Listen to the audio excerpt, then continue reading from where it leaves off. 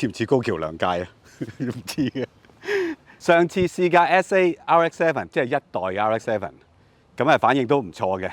咁亦都因為呢條片出咗之後咧，呢部 FC 嘅主人就聯絡我哋話：喂，我有部 FC 喎，好原裝下喎，有冇興趣試？當然有興趣試啦。高橋良介個頭文字 D 喎。嗱，大家記得啦 ，YouTube 麻煩 subscribe 嚇，撳埋個鈴鈴就最好啦。Facebook 啦 ，Facebook 裏邊嘅 Drivers Club 啦，仲有 Instagram， 我哋仲有 MeWe 嘅，當然仲有雜誌啦，同我拉晒去，多謝幫襯。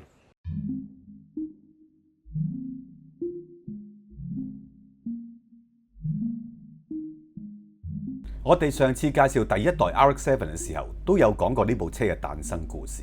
嚟到第二代，改變可以話係翻天覆地。編號叫 SA 嘅第一代，後期都有叫 FB 嘅。簡單嚟講，第一代個 SA 可以話係師承英式跑車。喺萬事得嘅歷史文獻裏邊，都直接講咗 RX-7嘅誕生個啟發就係源自英國嘅 Lotus Elan。嚟到第二代，開發嘅工作喺1981年已經開始。當其時車廠裏邊仲未決定係咪繼續叫 RX-7定係 RX-8嘅。總之呢個 project 嘅發展編號叫 P747。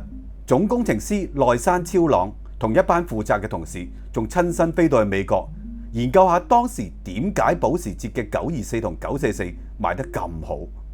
最後第二代 RX-7喺1985年出現。萬事得呢個誠實小郎君都差唔多講到明係話模仿924同944㗎啦。如果立下眼，外形又真係幾似嘅。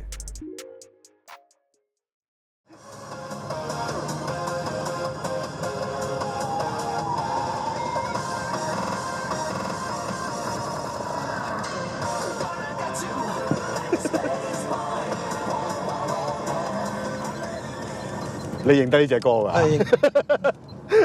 嗱，我冇乜點睇頭文字 D 嘅，因為我的唔起心肝睇晒佢嘅。但係你就睇晒漫畫、動畫。動畫高橋良介即係神咁嘅人物㗎嘛，喺漫畫裏邊，喺動畫裏邊。係。但係佢係咪好少提及佢自己嘅車嘅？其實係啊，即係就係我哋而家揸緊呢部 FC 啊。冇錯。喺你綜合睇咗咁耐，其實你覺得喺漫畫或者佢哋嘅動畫裏邊，架 FC 有啲咩特性嘅咧？漫畫裏邊或者動畫裏邊咧，的確係着墨唔多嘅。唯一提過就係話 FC 比 FD 跑秋名山咧更加係優勝。嗯。咁優勝嘅地方詳細冇講，淨係話冇咁 overpower，嗰個 handling 係會更加好。咁但係仔細冇講嘅。係。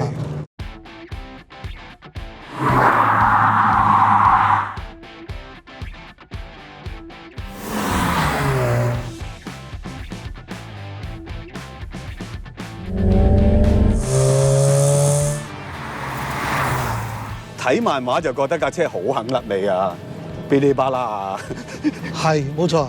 今日我哋真係揸架 FC 啦，仲係尾期嘅版本嚟嘅添。嗯，即係91年，大概係92年度就變咗第二部啦，即係 FD 啦。係。你而家揸落啦，係咪真係秋名山之神嚟嘅咧？呢部車俾我感覺咧，就係佢好有趣啊！我哋上一次揸架 SA22，係啊係啊，個生產期咧同佢駁住落嘅。即係話個設計開發期咧，即係爭咗幾年啫。但係我感覺咧，好似係爭咗廿幾年嘅車。無論係車架結構啦、動態啦、引擎啦，完全係兩個世代咁樣嘅嘢嚟喎。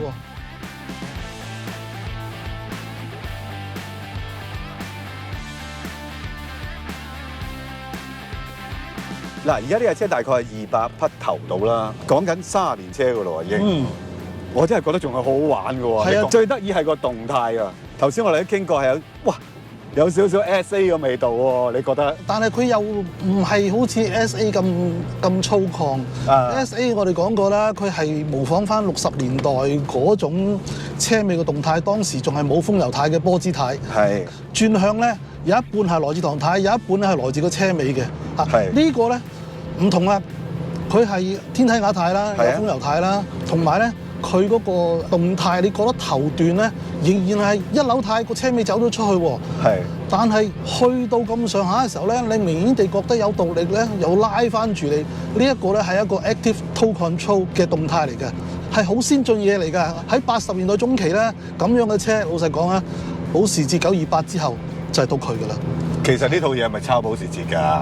個概念係啊，所以佢好得意啊！個外形大家都話佢似924，係啊，但係如果你識車嘅人揸落嘅味道咧，就係928嘅味道嚟嘅。咁但係佢有呢一個咁樣嘅功能，但係佢成個結構咧又簡單好多。因為928咧，你睇到 linkage 咧眼都花埋嘅。係呢架咧，佢就好簡單，一個 semi trailing arm，佢就加一條 control arm，佢就做到咁樣嘅表現啦。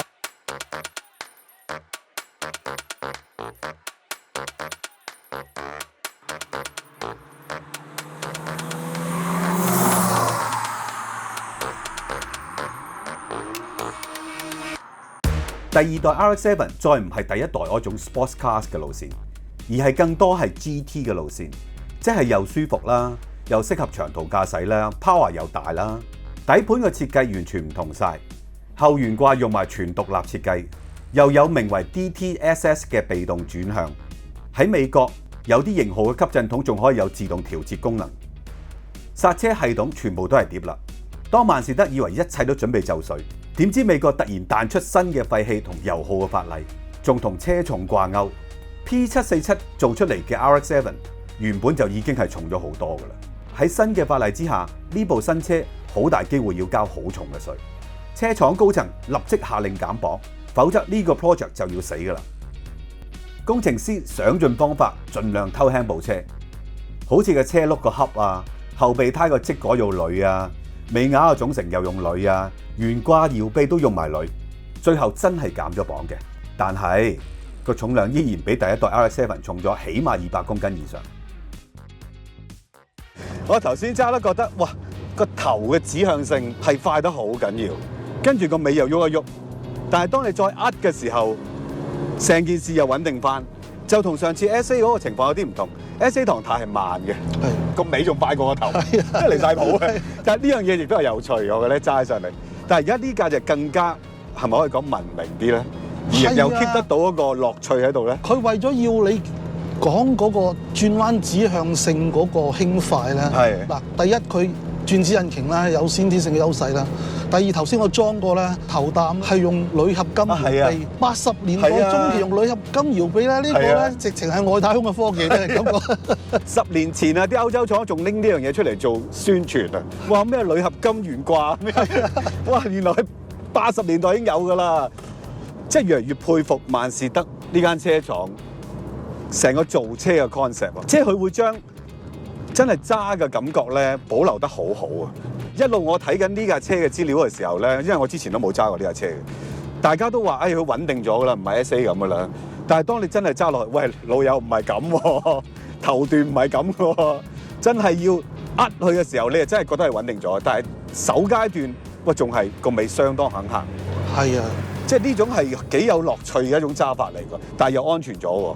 所以咧呢樣嘢咧就亦都令到佢咧喺美國啦好多讚譽，就係話唔單止係俾到佢樂趣嘅同時，亦都係照顧到唔係個高手啊嘛，即係有新手、中手、老手，大家都可以喺自己嗰個能力範圍裏邊攞到樂趣。你甩得嚟咧，去到咁上下咧，佢又唔會俾你發生危險，會拉翻住你個車尾。呢樣嘢真係好可貴。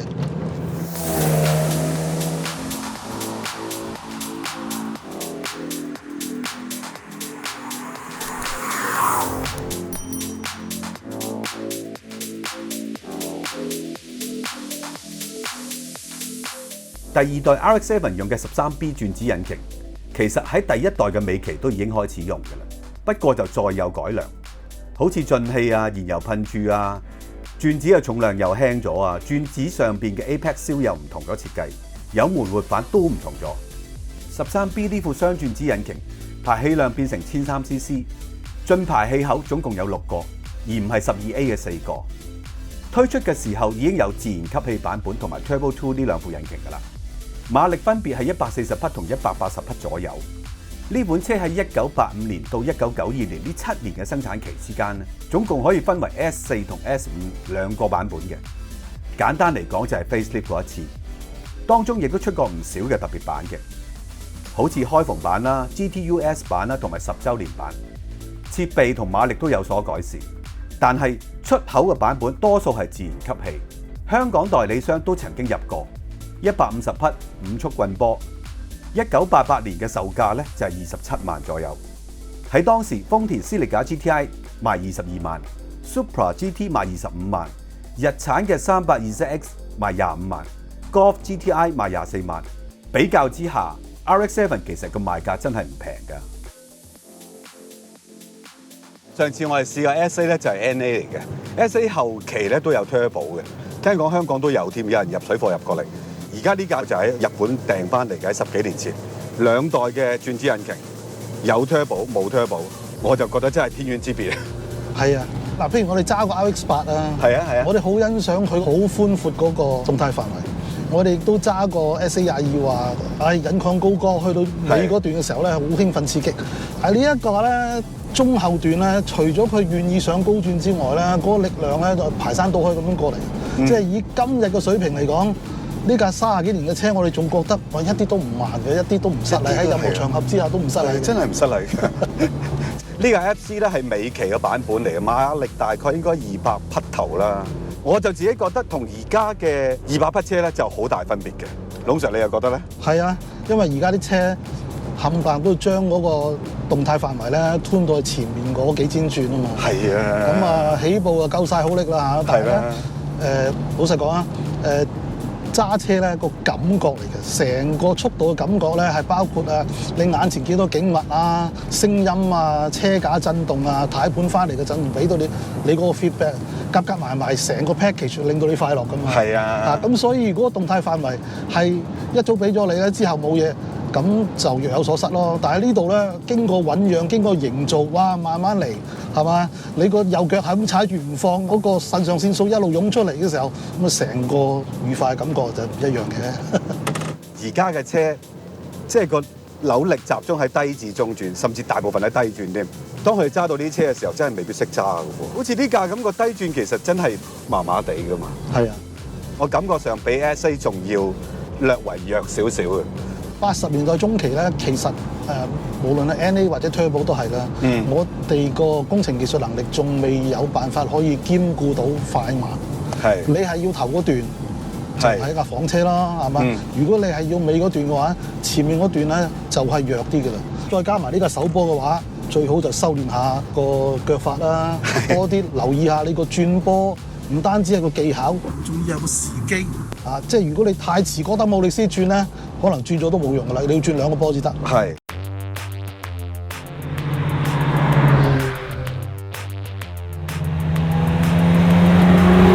頭先我睇呢架車嘅行車證咧，咁啊睇下啲年份啊啲嘢，突然間先醒起，喂2600幾 cc 喎，登記係好貴喎，而家賣費嚟講第3級喎，過萬噶咯，加咗價之後。我入行嘅時候咧係聽過呢個故事嘅，即係。當其時運輸署係有考慮過，究竟轉子引擎嘅排氣量應該係乘2啊定係乘3咧？咁點解要個乘數咧？點解最終又係結果係乘2咧？最初因為呢樣嘢太新啊，大家都唔知點計。NSU 為咗炫耀自己嘅新發明嘅 power density 夠高咧，就同人講乘3啦。原因係因為個轉子3邊都有 combustion chamber 啊嘛。咁但係咧好多地方計排廢都係用容積嚟計嘅，你講多咗其實冇着數嘅。所以後來啲人咧就認真咁樣去計一計，得出嘅結果咧係乘2先至啱嘅。原因咧係轉子同曲軸嘅轉速咧唔係1比1嘅，佢好似呼拉圈咁樣，曲軸轉3個圈咧，個轉子先轉1個圈嘅啫。咁所以當個轉子燃燒1次，即係話轉咗1/3嘅時候咧，個曲軸咧就啱啱轉咗1個圈。咁相對於傳統嘅引擎咧，燃燒室燃燒1次咧，個曲軸應該係轉2個圈噶嘛，咁所以轉子引擎嗰個動力密度咪高咗1倍咯，所以要將佢個容積乘翻2咧係合理嘅。又學到嘢啦，嗱，所以記得睇下龍 Sir 教室嘅 channel， 知唔知啊？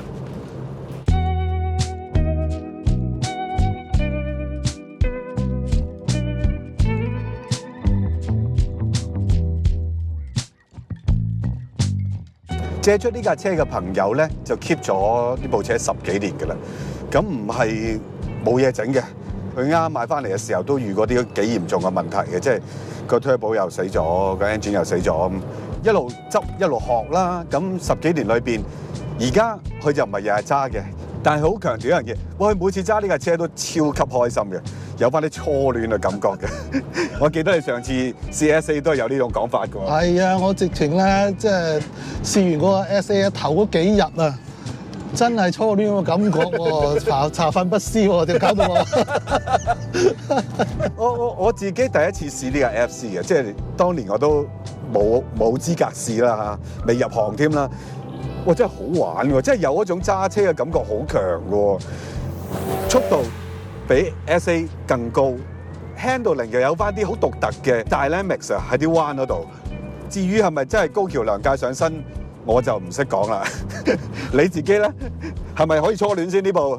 呢架咧，我諗如果未揸過 SA 咧，就咁揸呢架咧就絕對係初戀啦。已經迷戀上啦。係啦，冇錯啦，今日戀過一次啦，所以咧今次咧俾我感覺咧，佢仍然係非常之正，尤其是嗰個唐太咧，一扭落去手起刀落嗰下咧，真係唔係咁多車有嘅喎。所以咧，如果揸開呢架，佢揸第二架咧，肯定係若有所失嘅啦。我都覺得係。喂，咁我哋試咗 RX8，試咗 SA，試咗 FC，咁你想唔想試埋 FD 先？咁啊，梗係想啦。啊，不過俾少少時間我先。點解？我今日咧就 set 到呢個咧係 Takashi Ryusuke 嘅頭。咁如果我要試 FD 咧，我就要 set 翻個啟介嘅頭先得喎。仲要啟介嘴喎，咁樣追喎。係啦，隻眼好冇神嗰啲。好，我哋再試 FD，期待。